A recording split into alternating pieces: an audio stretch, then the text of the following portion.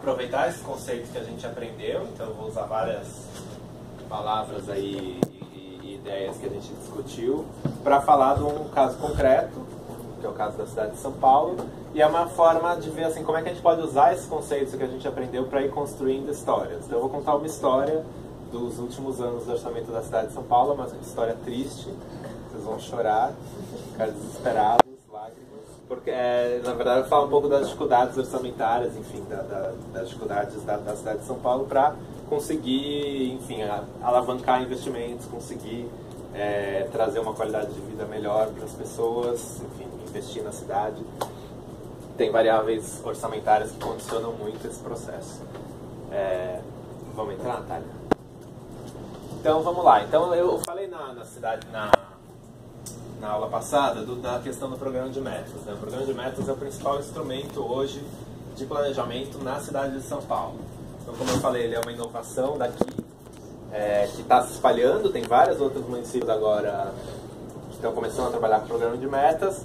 E a ideia é isso, é transformar a plataforma de governo do candidato que foi eleito, do prefeito, em um programa em que a população possa acompanhar. Então, em São Paulo, a gente tem um portal. Eu vi que alguns dos post-its que estavam ontem falavam assim, eu queria saber como é que eu consigo acompanhar as promessas, se o cara cumpriu o que prometeu, porque a gente vai ter eleições municipais. Na Prefeitura de São Paulo a gente tem esse portal, né, com base no programa de metas, a gente consegue acompanhar cada promessa aí, pelo menos as principais promessas do prefeito Haddad, como é que está encaminhado o cumprimento delas. O site é metas.prefeitura.sp.gov.br. Ele demora um pouquinho para conectar, mas esse aqui é o site. Então a gente tem aqui um placar geral, né? Quantas metas já beneficiam a população, quantas metas concluídas, quantas metas já foram superadas. Aqui um resumo temático, né? Educação, saúde, mobilidade, direito à cidade. E aqui embaixo eu consigo ver as 123 metas, como é que está o cumprimento delas. Então, por exemplo, vamos entrar nessa aqui, só para a gente ver. Plantar 7 centros de referência especializados da assistência social. Eu consigo entrar nessa meta.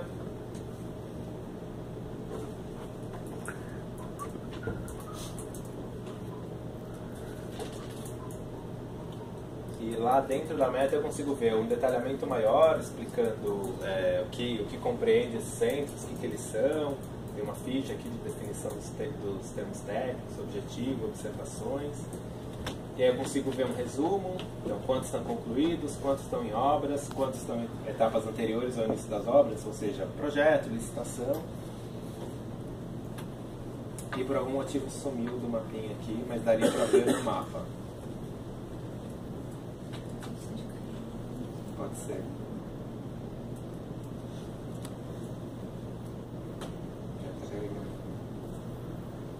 Não. Enfim, deve estar com algum problema, vou avisar o pessoal lá. Mas a ideia era que apareceria aqui, então, quais são os pontos no mapa onde estão cada um desses CREAs. E aí, entrando neles... acho que agora foi. Mas, enfim, entrando, por exemplo, no CREA Parelheiros, eu consigo ver o andamento individualizado dele, ou seja, que etapa ele está. Se está na etapa de projetos, está na etapa de licitação, na etapa de obras. E também eu consigo ver quanto está sendo gasto com esse projeto. Então, é um projeto de transparência bem ambicioso, de prestação de contas. Acho que é interessante para acompanhar como é que está dando a administração, enfim. Na verdade, o planejamento dessas 123 metas, ele orientou a construção do nosso PPA, do Plano Plurianual, e das leis orçamentárias durante o mandato aí do prefeito Fernando Haddad. Eu falo a gente porque é força do hábito, né? Eu falei para vocês ontem, não sei se ficou claro, eu trabalhei na coordenação de planejamento até 3 semanas atrás. Então eu saí para terminar o doutorado, mas aí por força do hábito eu ainda estou falando. Mas enfim, a prefeitura desenvolveu esse sistema e orientou a construção de todo o PPA. Então a estrutura do programa de metas é essa. O programa de metas ele tem eixos, que são grandes linhas temáticas, por exemplo, compromisso com os direitos sociais e civis. Dentro desses eixos a gente tem objetivos, que são resultados esperados em termos de política pública. Por exemplo, aumentar a nota de São Paulo no IDEB, que é o Índice de Educação Básica. É um objetivo na área de educação. E aí esse é um objetivo que tem um resultado esperado, a gente sabe onde quer chegar até 2016. Como eu falei para vocês na aula passada, nem todos os objetivos têm resultados esperados por conta da falta de maturidade de trabalhar com indicadores que a prefeitura tem hoje. Enfim, é um problema que a gente está enfrentando. Tem observação, que eu falei para vocês, que é uma tentativa aí de ir avançando no sentido de ter uma gestão por resultados mais efetiva. Dentro de cada objetivo a gente tem metas. Por exemplo, construir 60 escolas municipais de educação infantil. Uma meta dentro desse objetivo. E dentro de cada meta a gente tem um projeto. O projeto pode ser, por exemplo, construir a Escola Municipal de Educação Infantil no Campo Limpo. Um projeto específico, então uma intervenção específica. Tem lugar, tem nome, tem um pontinho no mapa aí desse projeto. Então, esse aqui é um exemplificando mais ou menos o que eu falei, né? Objetivo, meta, projeto. Próximo, por favor.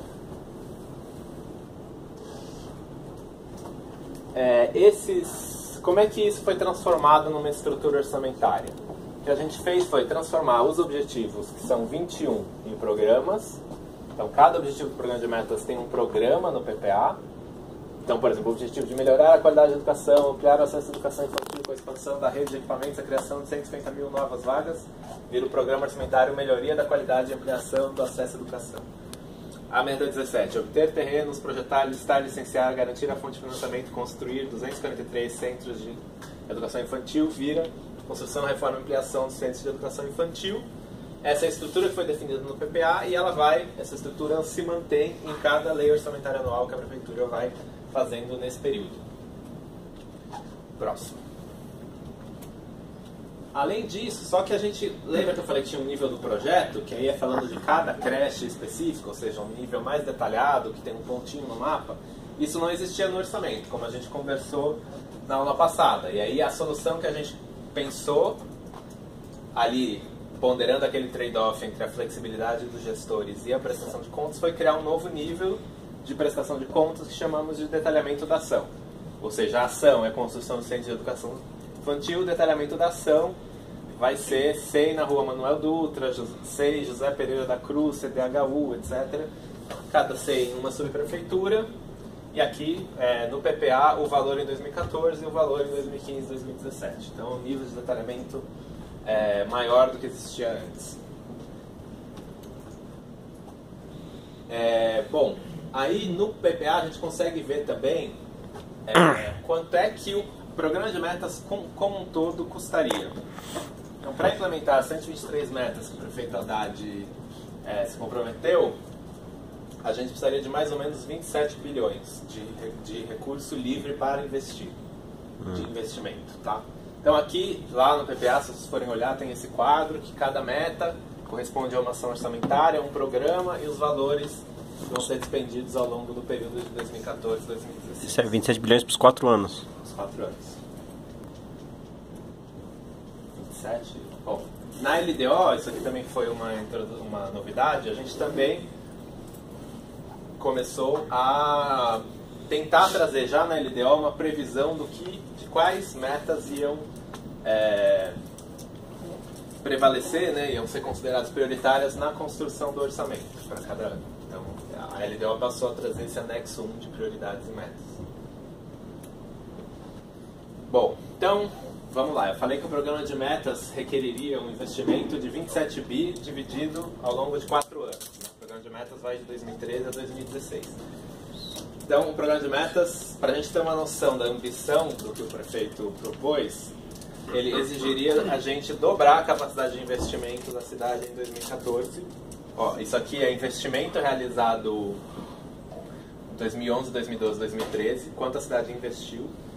A gente precisaria dobrar isso a partir de 2014 para conseguir atingir as 123 metas previstas no programa. Então, assim, quando a gente fala... Mais que dobrar. É importante ter clareza da ambição que era isso. E o prefeito falava disso na época, enfim. Era até um mote da campanha dele. Ele falou, a gente precisa dobrar o investimento da cidade de São Paulo para que a cidade de São Paulo alcance a capacidade de investimento de outras grandes capitais. Então, é disso que se tratava.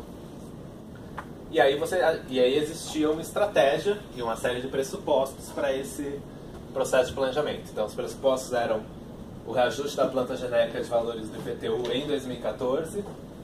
Acho que nem todo mundo é de São Paulo, mas quem deve lembrar que teve essa tentativa de reajuste, teve, enfim, esse processo foi bem mais demorado, o reajuste começou a valer em 2015, e com uma série de isenções que não estavam previstas inicialmente. Aumento dos recursos, do repasse de recursos federais via PAC, né? Desses 27 bilhões, 8 bilhões são os 8 bilhões que ficaram comprometidos no PAC, ou seja, para financiar os projetos de drenagem e corredores. Se a gente olhar o programa de metas como um todo, pessoal, vocês vão ver que assim, das 123 metas, 20 metas concentram 80% desse orçamento de 27 bi. São as grandes metas de obras, né? E teve que refazer o cálculo da dívida para a União para poder vir esse dinheiro do PAC ou nada a ver? Não, nada a ver. Não tem a ver. Porque a gente não conseguiria ter transferências da União se a gente estivesse acima do limite de endividamento, que a gente não estava. Mas não estava sempre aumentando a dívida e tal? Mas a gente estava no teto do 100% do PIB municipal, que é o que do 100% da arrecadação municipal, que era o que a gente poderia estar, e a gente não poderia contrair novas dívidas. Não poderia, se a gente ultrapassasse esse teto, não poderia receber recursos da União. Tipo o PAC. Se passasse teto, não poderia receber esse dinheiro do PAC. Isso. Além disso, além desse pressuposto do PAC, desse aumento dos repasses federais, né? São Paulo era uma das cidades que menos recebia aportes federais. Tinha a reajuste da tarifa de ônibus em 2013, eu não preciso nem falar o que aconteceu com isso. O processo de renegociação da dívida, quando o pressuposto é que ele ia começar a ter efeitos em 2014, na verdade ele vai começar a ter efeitos em 2016.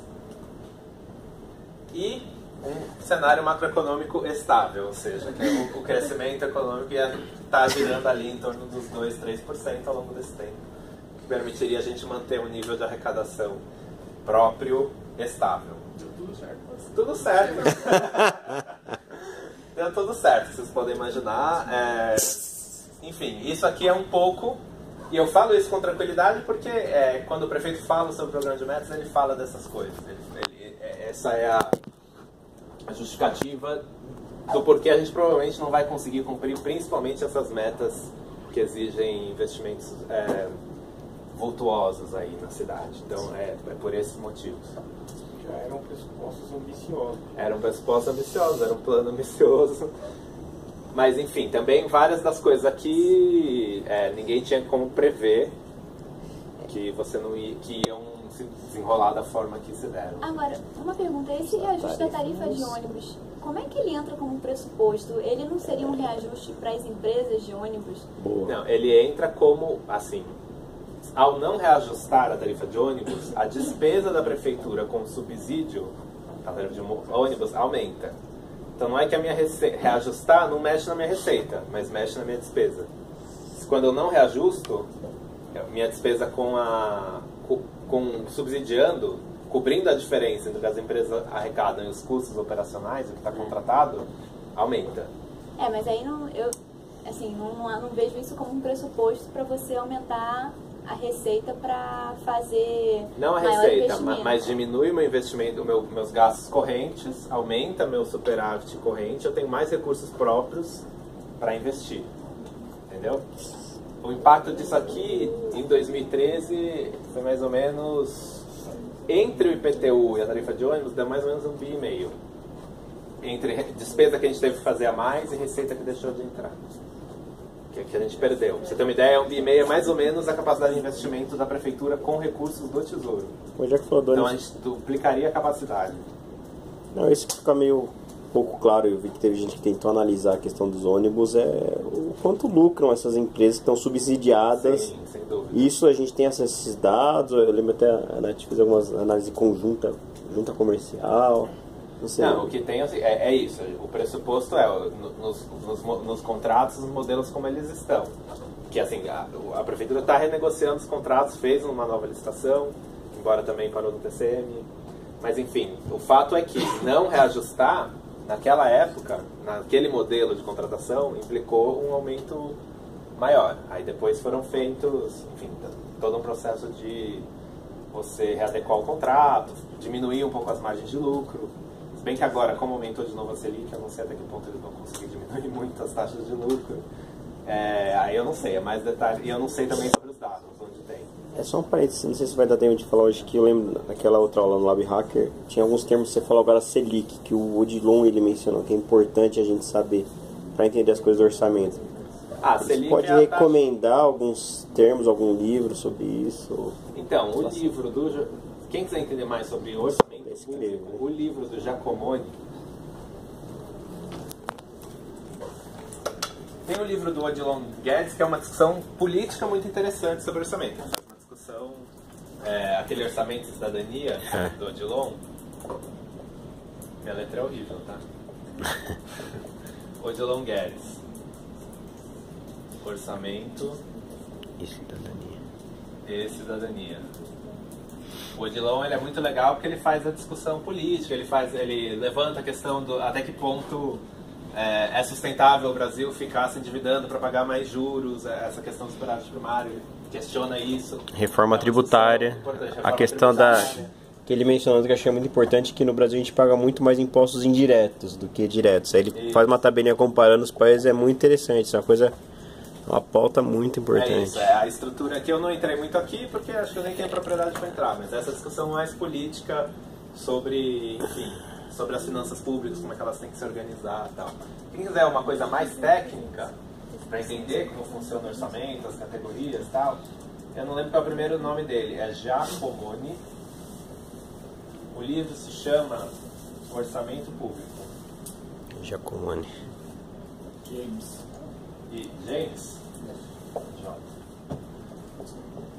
Giacomoni. Acho que acabou de sair uma edição nova desse livro. Por exemplo, aquela introdução que eu fiz sobre a trajetória das despesas públicas no mundo e tal, é o primeiro capítulo desse livro. Então ele deve ter atualizado, porque a minha edição é de 6 anos atrás. Então é interessante. O livro de Giacomoni é muito legal. Ele fala sobre o surgimento do orçamento da Inglaterra. Toda aquela introdução era com base nisso. Toda a parte de classificação dos conceitos, o que é primário, o que é nominal, etc. Ele coloca lá no livro dele, é bem legal.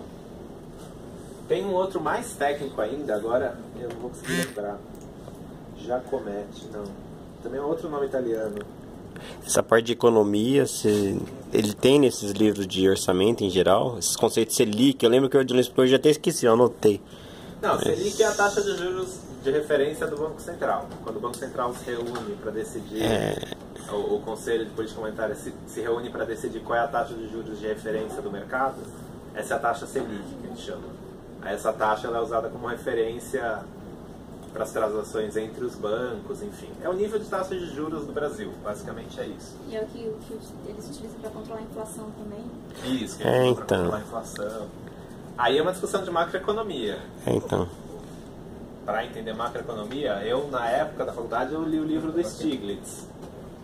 Stiglitz é um manualzão de macroeconomia. Mas, de repente, vale a pena. É interessante. Acho que chama Macroeconomia o livro. Deixa eu dar pausa aqui. Já que eu entrei nisso por causa da discussão do... Nossa, minha letra é muito ruim. Já que eu entrei nisso por causa da discussão da tarifa do ônibus, qual que é a questão? Os contratos de ônibus eles foram negociados... eu vou falar de coisas que eu não entendo, mas há muito tempo atrás, provavelmente anos 90, com taxas de... Quando as taxas de juros no Brasil eram muito mais altas. Tinha taxas de 19%, enfim. E aí a taxa de retorno, para compensar, se eu tenho dinheiro, para compensar eu fazer algum investimento, por exemplo, comprar ônibus e entrar no mercado de ônibus, eu tenho que ter uma taxa de retorno que tem que ser maior do que a taxa de juros. Senão eu ponho meu dinheiro no banco, o dinheiro fica rendendo, compro títulos do governo, o dinheiro fica rendendo juros, eu não entro no mercado, não assumo risco, muito melhor, né? Então, os contratos de ônibus antigos, eles tinham uma taxa de retorno alta. Toda a discussão que a Haddad fez de tentar fazer um modelo novo, de propor uma licitação nova, para tentar reduzir essas taxas de retorno para níveis mais compatíveis com os níveis de juros atuais. É quando eu falo, só que recentemente os juros também subiram bastante. Então talvez a taxa de retorno não diminua tanto quanto quando se imaginou fazer esse novo modelo. Talvez, estou falando de coisas que eu não entendo, tá? Estou vendo as pessoas vão me assistir e vão começar a me bater depois. Mas enfim. É isso. Então esses livros são legais. Acho que vale a pena. O do Giacomoni eu recomendo, do Odilon também, são livros bem bacanas. E quem quiser entender mais de macroeconomia, aí tem 1 milhão de caminhos. Mas, eu, na época da faculdade, li esse livro. De repente ainda é bom. Bom.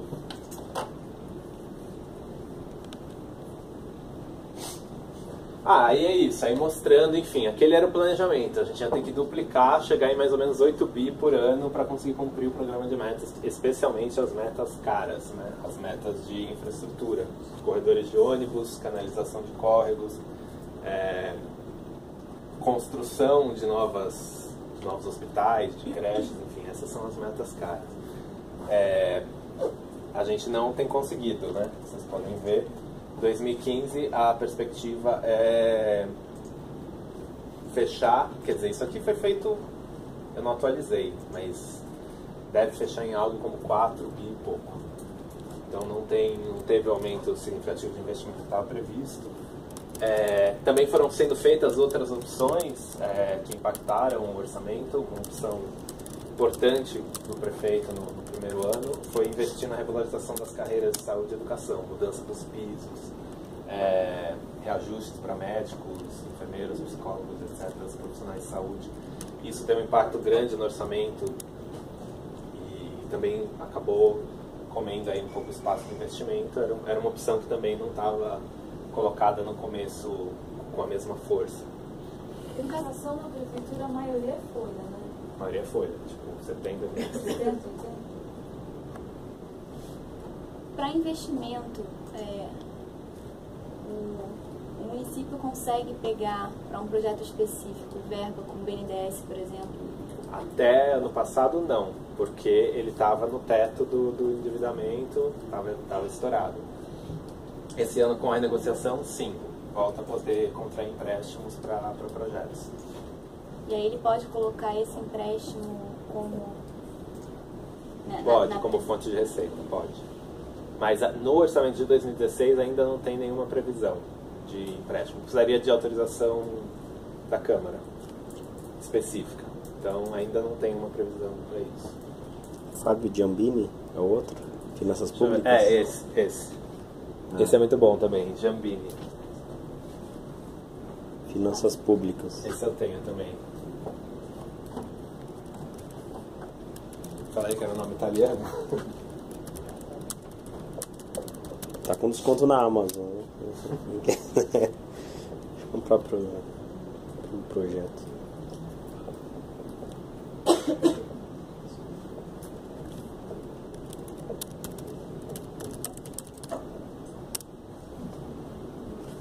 Beleza.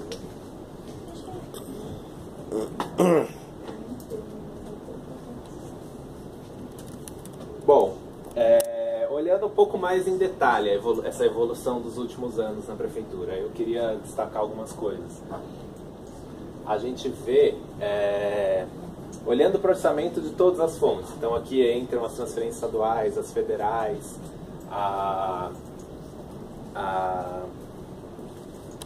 enfim, os recursos vinculados, etc. Tudo olhando o conjunto do orçamento como um todo.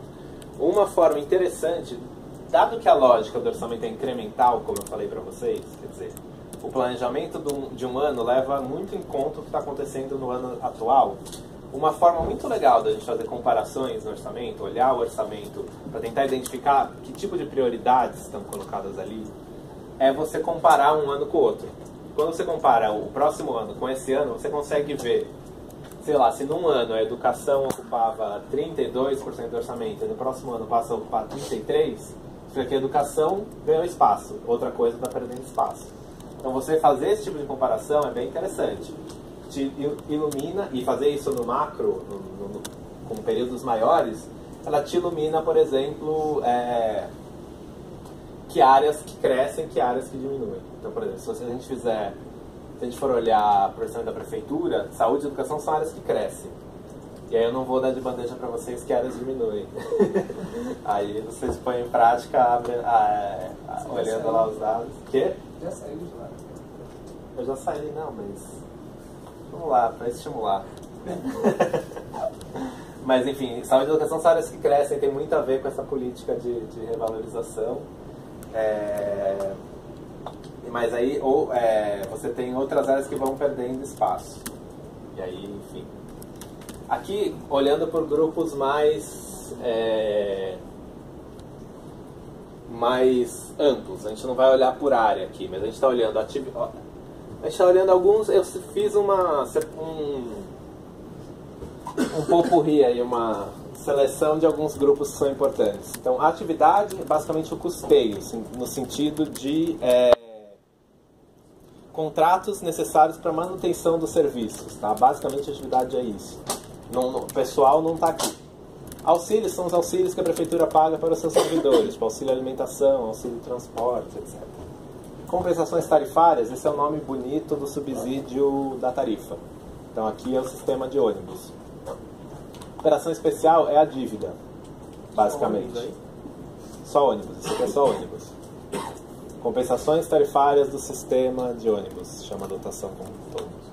A gente não pode usar no orçamento, foi interessante, a gente não pode usar a palavra subsídio por causa das regras da OMC, que nenhum governo pode subsidiar a atividade econômica. Aí eles não permitem colocar a palavra subsídio na dotação orçamentária. Mesmo sendo. Mesmo sendo. Você não pode usar. Não, uma curiosidade, quando eu estava... Porque quando a gente começou, quando eu comecei a trabalhar com isso, a gente estava olhando o PPA, uma das tentativas que a gente fez foi tentar fazer as coisas terem nomes mais compreensíveis. E aí ajudava que a gente não entendia muito, a gente chegava na prefeitura há pouco tempo. E aí a gente ia questionando as pessoas, e várias coisas a gente conseguiu fazer ter nomes melhores. Aí a gente falou, mas por que não põe o nome de subsídio se é o que todo mundo chama? Falaram, não, tem essas regras, são compensações. Certo? Então aqui é a dívida, pessoal inativos, pessoal ativos, precatórios e projetos, né? Basicamente investimentos. Quando a gente olha a proporção que cada linha dessas ocupa no orçamento como um todo, a gente consegue ver um quadro em que é muito difícil enxergar crescimento dos investimentos. Aliás, em 2015 deve ter uma queda. Por quê? O que está crescendo? Tem um crescimento grande das compensações tarifárias ao longo desses anos. A dívida diminui em 2013 por conta de uma renegociação que foi feita à época, mas volta a crescer. Em 2016 deve diminuir. Quando eu fiz esse gráfico ainda não tinha os dados. Pessoal inativos, uma trajetória de crescimento crescente, ou seja, as aposentadorias dos servidores da prefeitura vão comendo um pedaço cada vez maior do orçamento.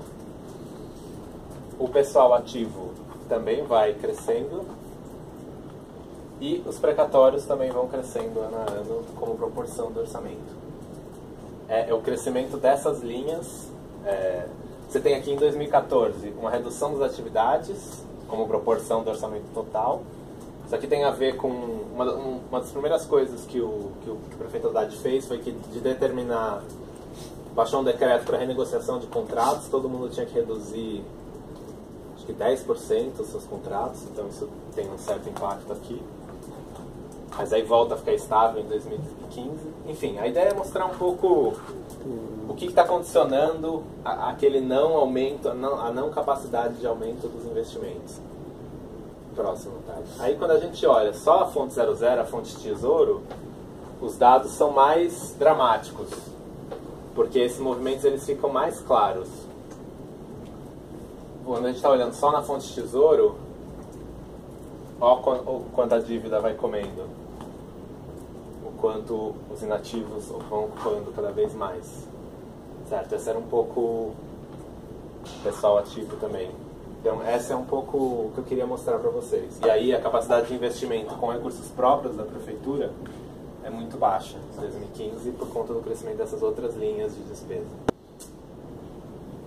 Então, isso aqui era um pouco para ilustrar o tipo de história que a gente pode contar quando a gente está comparando ano a ano. Assim. Dá para a gente fazer isso por função, aí a gente vai olhar então, que tipo de função que está crescendo, a gente pode olhar por órgão, a gente vai ver que órgãos estão ganhando mais ou menos recurso, aí dá para você ver, isso tem a ver com alguma questão da área, várias coisas que a gente pode fazer quando a gente está fazendo esse tipo de comparação. Por quê? Porque a lógica do orçamento é incremental. É sempre na comparação com o ano anterior que eu vou ver o que está crescendo e o que não está. Isso aqui, enfim. Eu vou aproveitar o gancho do Pedro, porque uma das coisas que a gente vai fazer antes de terminar a aula de hoje é pensar aí ideias de pautas que o Ventura já tenham surgido ao longo dessas 2 aulas. Ele está dando aí alguns exemplos aí de possíveis histórias, mas imagino que vocês já tenham pensado aí em algumas, depois de já terem passado por todos esses conceitos. Então, vou passar alguns post-its e aí, antes do final da aula, a gente vai compartilhar um pouco essas ideias, mas já para vocês ficarem com isso em mente, se vocês já quiserem ir anotando enquanto o Pedro termina as explicações. Posso ir continuando, Natália? Pode. E aqui falando da proposta orçamentária de 2016. Esses aqui foram os indicadores econômicos que balizaram a elaboração da proposta. Eles já estão muito desatualizados, né?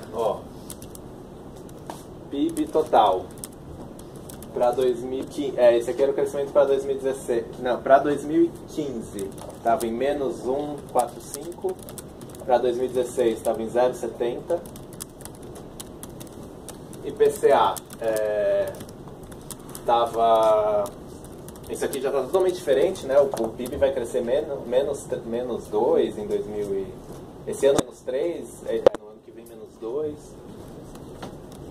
A inflação também já está desatualizada, vai ser maior do que estava previsto anteriormente, IPC-FIP também. Então, assim, a proposta que está na Câmara, ela está balizada nesses indicadores. Não seria o caso de mudar, o Executivo enviar para o Legislativo uma mudança, tendo em vista a reformulação dos indicadores? A gente optou por um seguinte... A gente não, agora eu não estou mais lá. A Secretaria de Finanças optou por não fazer isso. Por quê? Porque como a inflação também está crescendo e o PIB está caindo, mas a inflação está crescendo, uma coisa compensa a outra no nível nominal. Ou seja... É possível que os valores nominais, como o orçamento, o princípio do orçamento é que o orçamento está em valores brutos, certo? A gente viu lá na parte dos princípios. Como o orçamento está em valores brutos, uma inflação maior e um crescimento de PIB menor significa que a gente vai arrecadar mais por conta dos efeitos inflacionários e o PIB o PIB faria a gente arrecadar menos. E uma coisa está mais ou menos anulando a outra, de forma que, em nível nominal, nós vamos ter valores parecidos com o que estão no orçamento. Mas, em nível real, o nosso orçamento está muito mais apertado do que estava antes. Então, a gente optou por manter, a Secretaria de Finanças optou por manter a proposta que está lá. Mas o que vai ter que acontecer? Né? A gente falou da etapa de execução orçamentária. Começando o ano, vai ser esses indicadores aqui vão ser revistos, e aí você vai fazer uma programação de cotas e uma programação de contingenciamentos compatíveis com os indicadores econômicos que vão estar vigentes aí em janeiro, e essa situação vai ser monitorada ao longo do ano. Tá? Então só olhando aqui para a proposta 2016 por fonte de recurso. Essa fonte verdinha maior é o Tesouro Municipal, está previsto mais ou menos 35 bilhões. Fonte 01, operações de crédito, está previsto, nem dá para ver, é um negocinho pequenininho, mais ou menos 100 milhões. Isso aqui, pessoal, não é nenhuma nova operação de crédito. A única operação de crédito que a Prefeitura poderia contrair até esse ano são créditos do BNDES para modernização da gestão financeira. Então esse crédito dois programas chamam PEMAT e PENAFE.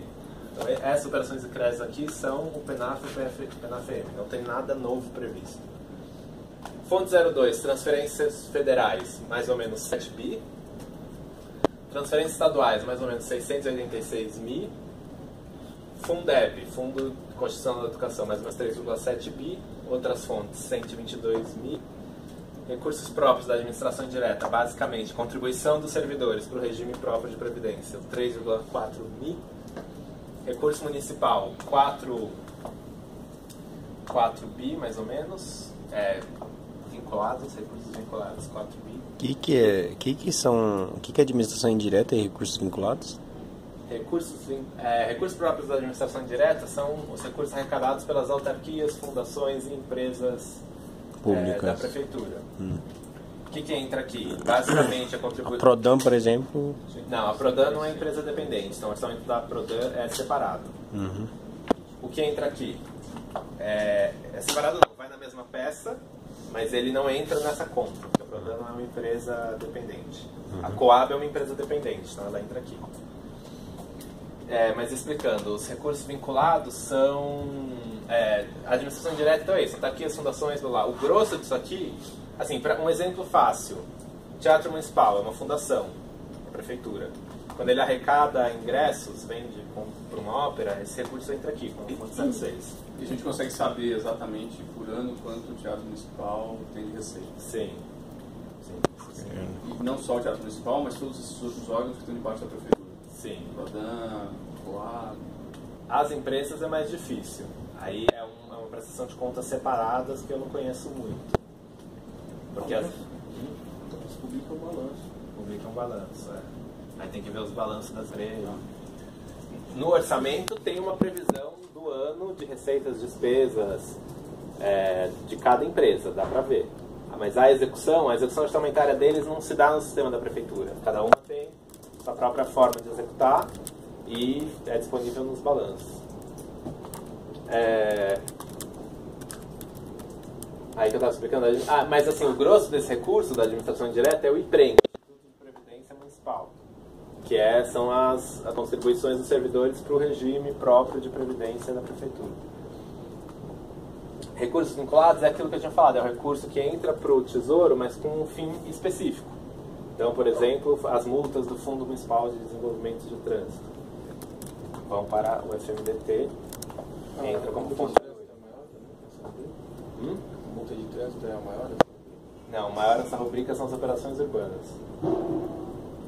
Que é o Outorga Onerosa. Não, o Outorga Onerosa é o Fundo de Desenvolvimento Urbano. A operação urbana são aqueles CEPACs.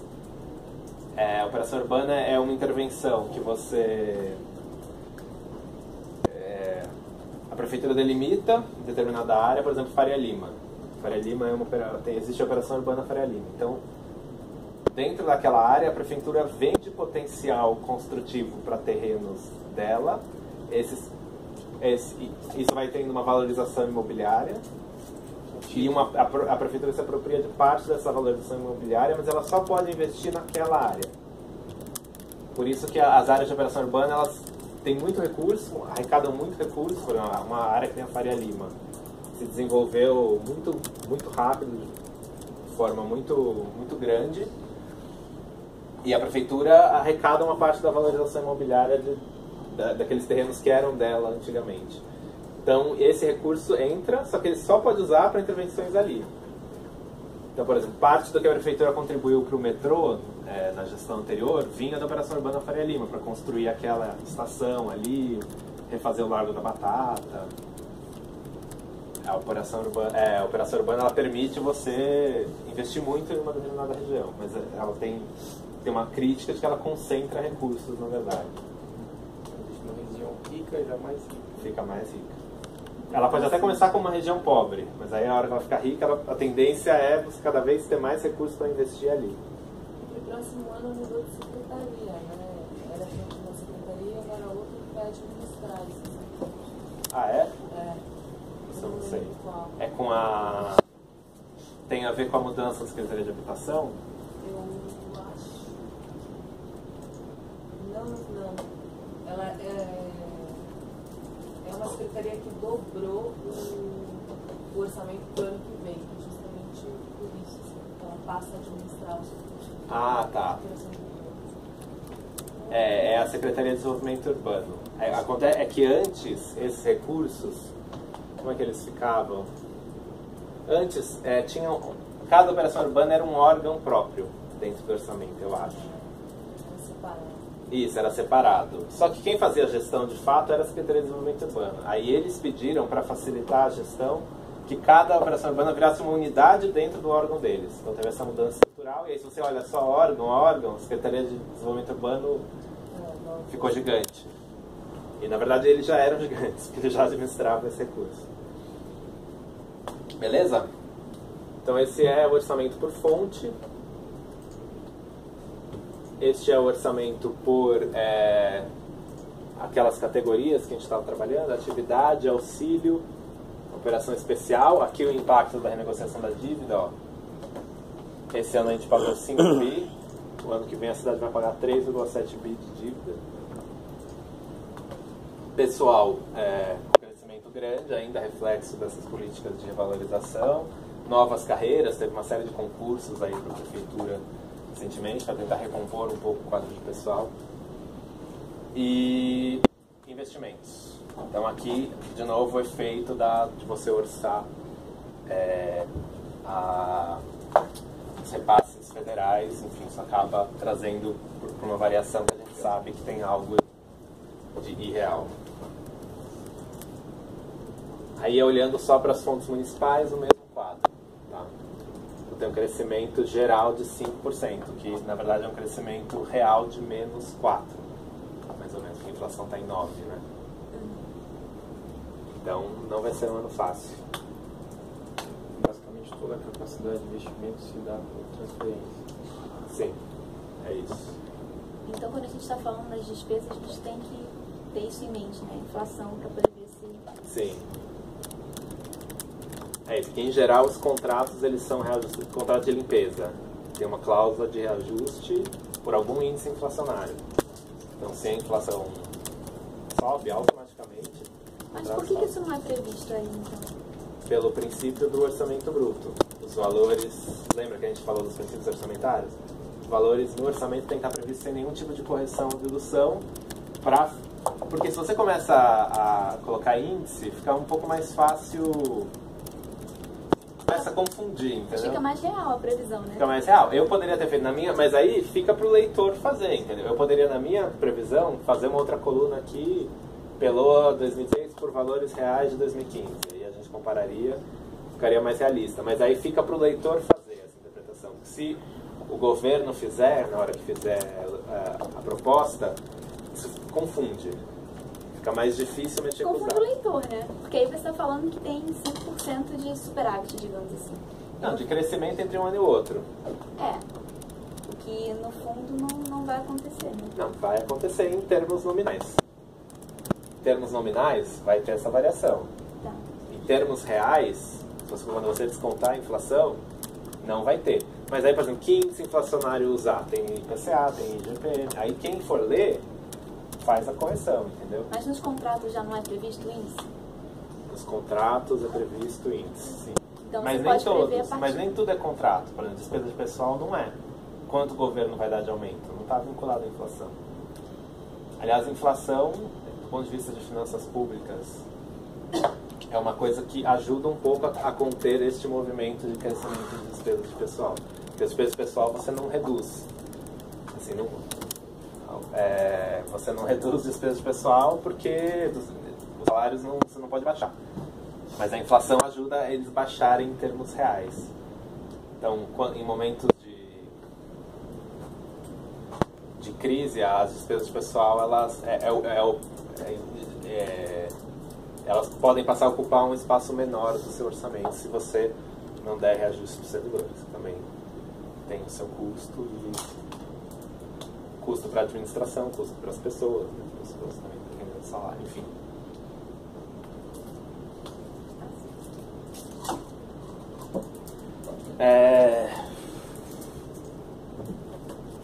Pelo 2016 por função. Aí a gente está olhando aqui as funções: educação, 20%, saúde 17%, previdência social 17%. Olha o tamanho dentro do orçamento. Urbanismo 11%. Aqui estão as operações urbanas, por isso esse valor alto. Encargos especiais 8%, transporte 8%, habitação, assistência social, saneamento, administração, legislativa, cultura, etc, etc.